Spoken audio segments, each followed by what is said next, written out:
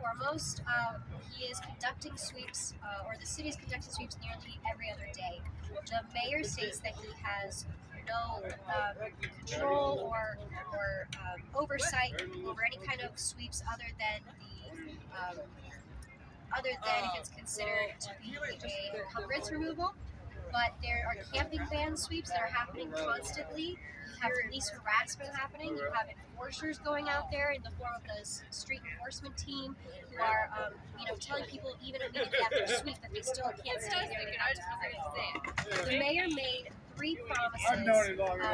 He made a number of promises, but in his encampment cleanup policy that he published on August 10th, he said that he was only going to conduct sweeps if it was an encumbrance in terms of obstruction of the right-of-way, in terms of if it was on private property, and if it was a public health and safety risk.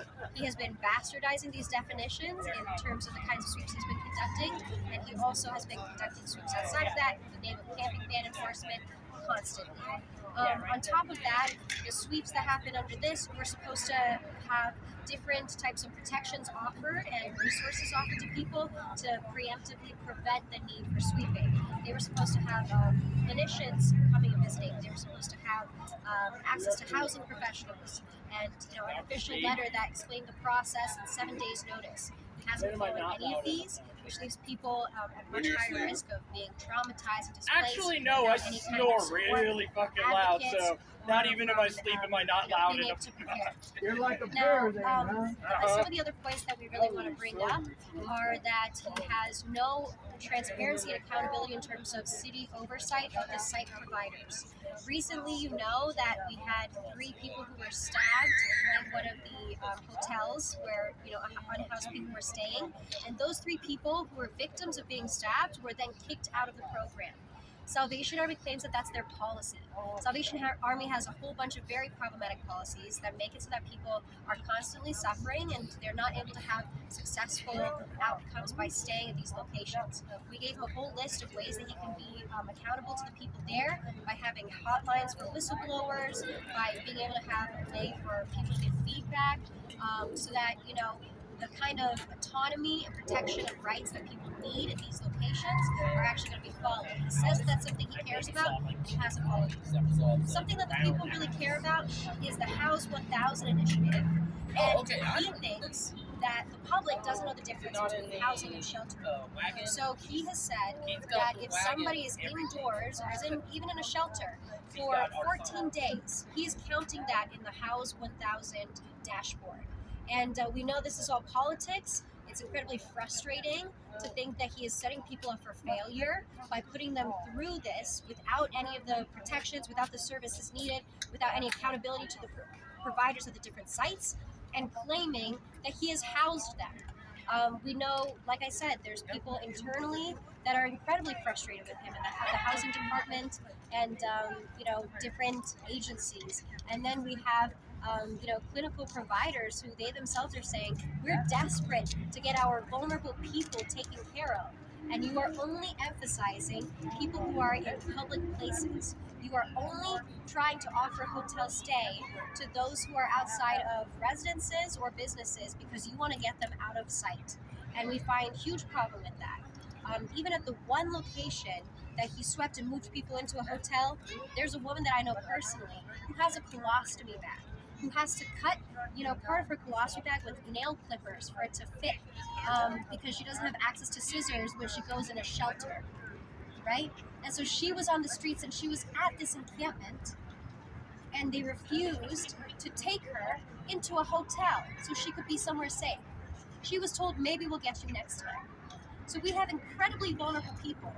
And he's saying, even in the locations, that we go to, we're making sure that we're seeking out those people. It's just not happening. So a lot of these things that he's doing are going to result in people cycling through the same programs and never having successful housing unless he starts listening to the providers, to the unhoused themselves first and foremost, the advocates, and even the other professionals within the government who are telling him, you need to be honest and you need to, come out and say that this House 1000 initiative is not going to happen. Were you referencing the East encampment where? I just wanted to check on that because I know that was obviously. Yeah. the emergency declaration extension vote tonight. Correct. What is your stance on that? You know, we do agree that it's an emergency. We haven't changed that stance, and we do think that we need funding behind an emergency. But we need city council, and some of them are actually very aware of these very issues we're highlighting today. But we need city council to stress to the mayor that they're not going to support the funding unless he makes these certain amendments. You know, or support it under the condition of doing these amendments to his policy, because the current policy as is a huge waste of money, and the money is not going directly to housing, nor is it going to the most vulnerable people who are asking for it and who need it. And those amendments would be the things that we just discussed, right? Or are there different amendments that I should be referencing? To simplify it, the amendments I think would be sweeps. Be accountable. We're advocates who know the inhumanity of sweeping, but we're at this point not even saying stop the sweeps completely, because we're trying to be realistic. And he, in his own policy, laid out protections for people that he was going to do. And he needs to recognize that camping ban enforcement includes sweeping. It should be under these policies as well. So first and foremost, be accountable to what you said you would do with sweeps, when you would do them, and how you're going to treat people who are being swept to nowhere. Which shouldn't be the case. The second is he needs to be accountable to transparency within the site providers of the different organizations he's working with to manage these programs. The city is not managing them. They have nonprofits to manage them. So he needs to make sure that the rules in these locations allow for people's autonomy, personal safety, and freedom and rights, things that they're not allowed to have. They're not allowed to have guests or family visit. They need to have community to be successful. I mean, there's so many issues that anybody can tell you about the shelter system that's just continuing. Third, stop lying that it's housing 1,000 people. You're sheltering people. Be honest with that.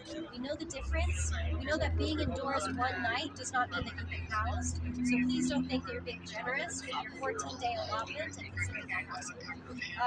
Then we want to make sure that he's aware of the most vulnerable people in the community that have relationships to advocates and to community organizers and to service providers. We know who they are. We know the people with the glossary bags, in wheelchairs. We know the people who are, black trans people who are, especially targeted in the community, that are facing violence every single day for their identity and who they are.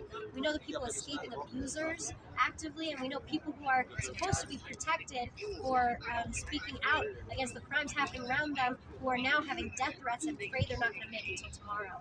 We have especially vulnerable people in the streets that we need to protect, and his plan does nothing of the sort. The fifth one that I didn't really touch on, he's been exploring jails as some kind of facility for mental health for the unhoused, and we have a huge issue with that. There's been no clarity. He hasn't released any kind of official document about that process, but the whole idea that a jail is a healthy environment for someone recovering from trauma or dealing with mental health issues is just awful. So we need him to be accountable to those things. We need city council to stand with us. We know that they do. Some of them really do. And we wonder if it's a fear thing. We wonder if they just need that extra push from the community to show that this is important for them to take that stance. If you were on city council, how would you vote tonight? If I was on city council, I would use my power absolutely to say to the mayor that we would be withholding funds until he made that choice. That's my view. So it would be a no vote? It would be a no vote from me. I know other advocates say, and there are plenty of people who say we can't stress a no vote because we do need the funding. And that's true. But when you think about how the funding is being funneled into purchasing hotels and not into creating housing and not creating lasting solutions, you're just building new shelters and putting people in those programs to be kicked out and end up back on the streets. So I want the funding to actually have power behind it. I want it to be realistic. I want it to be a positive move in the direction that unhoused people have been telling us we needed ever since the beginning. There's no need for a new politician to come up with a new campaign slogan. He's already won. It's time for him to stop campaigning with us and to be honest about what needs to be done for it to be successful. Do you believe any progress has been made since Johnston took office when it comes to this specific issue? We had a lot of hope in the beginning. We really did. Unfortunately, despite his many meetings with the community, we find that he is continuing a narrative of criminalization of the houseless to the housed community in a lot of context. And then when he meets with us advocates and unhoused people, he's saying, no, I stand with you and I care about this. And he's meeting with people in the camps, and then he's having them swept the very next day. So, do I believe any changes happened? With sweeps happening in some cases every day or every other day, we don't see that that's any difference from Hancock's administration. And at this point, we haven't seen any commitments to really following what would lead to successful outcomes. So, I'd say he's more willing to show his face and to meet with people and make them feel like they're heard. And I just really hope that he's paying attention to the people who really know what needs to be done. I promise I'll let you go after this question. I haven't heard back from him again with him or even his team this evening as of right now, 4 o'clock.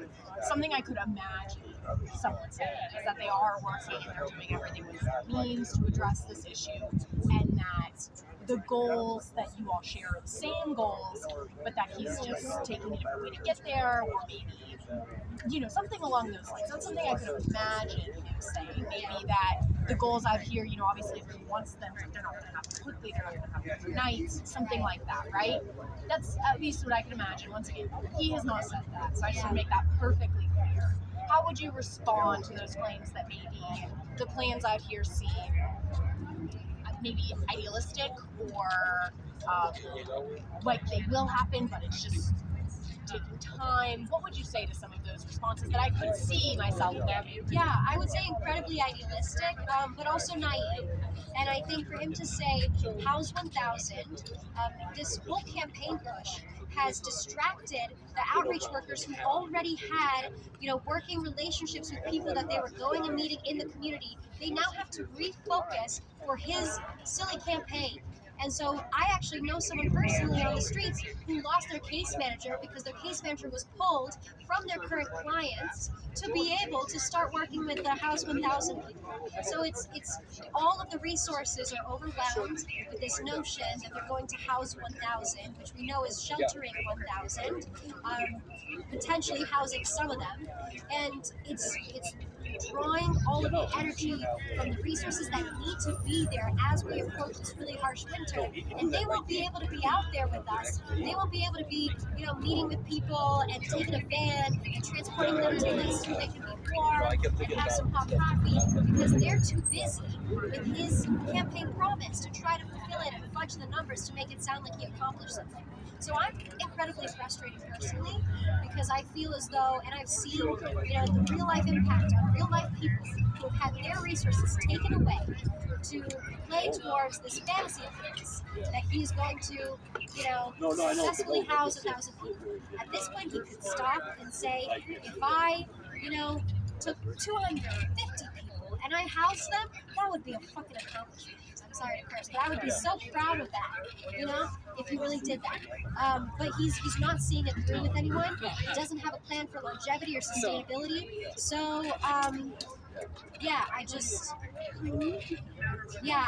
to the mayor's statement, you have people telling you what the reality is. You've had them there the whole time, and you have been meeting with them, and they have told you continuously that you are on the wrong path. You even have city council people who have told you this, and you are continuing to push for what? So, that's my response. I think we're good. I think I can let you get to your event. Thank you. Yeah, that was good. Yeah, not for Therese that I took time. That was a good interview. Yeah.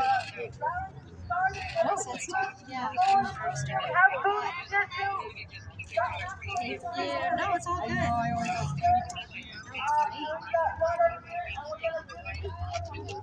Yes, of course.